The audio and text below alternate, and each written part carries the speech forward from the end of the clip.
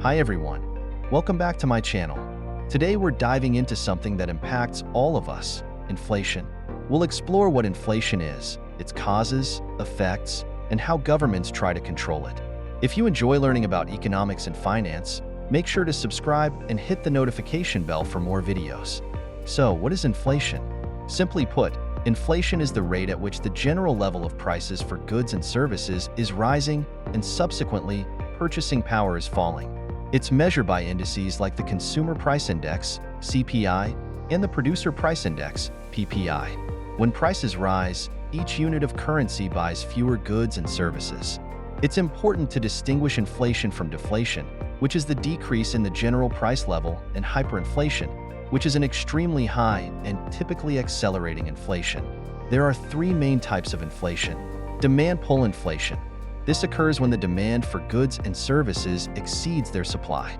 Imagine everyone suddenly wants to buy new cars, but there aren't enough cars available. Prices go up. Cost push inflation. This happens when the costs of production increase, leading to higher prices for consumers. For example, if the price of oil goes up, transportation and manufacturing costs rise, leading to higher prices for many products. Built-in inflation. This type is linked to adaptive expectations.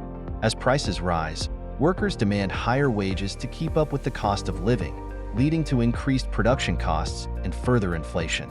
Inflation has several effects on the economy and individuals. Purchasing power. As prices rise, the purchasing power of money decreases. This means you can buy less with the same amount of money. Interest rates. Central banks often raise interest rates to combat high inflation, making borrowing more expensive. Savings and investments. High inflation erodes the value of savings and can impact investment returns. It can also lead to uncertainty in the economy, affecting long-term financial planning. Wages and cost of living.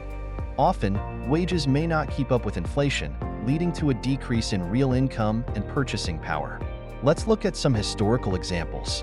Hyperinflation in Zimbabwe. In the late 2000s, Zimbabwe experienced one of the worst cases of hyperinflation in history. The government's excessive printing of money to finance a budget deficit, without corresponding economic growth, led to a massive increase in the money supply, causing prices to skyrocket.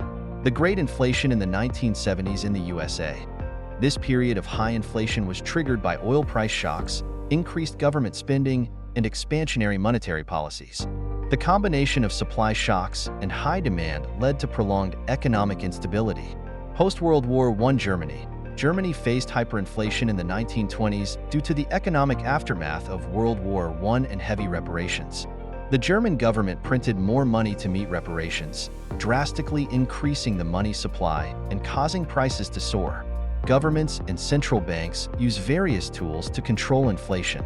Monetary policy. Central banks, like the Federal Reserve in the US, control the money supply and set interest rates. By raising interest rates, they make borrowing more expensive, which can help reduce spending and lower inflation. Fiscal policy. Governments can also influence inflation through taxes and government spending. Reducing spending or increasing taxes can help cool down an overheating economy. To wrap up, inflation is a complex economic phenomenon with significant impacts on our daily lives. Understanding its causes and effects can help us make better financial decisions.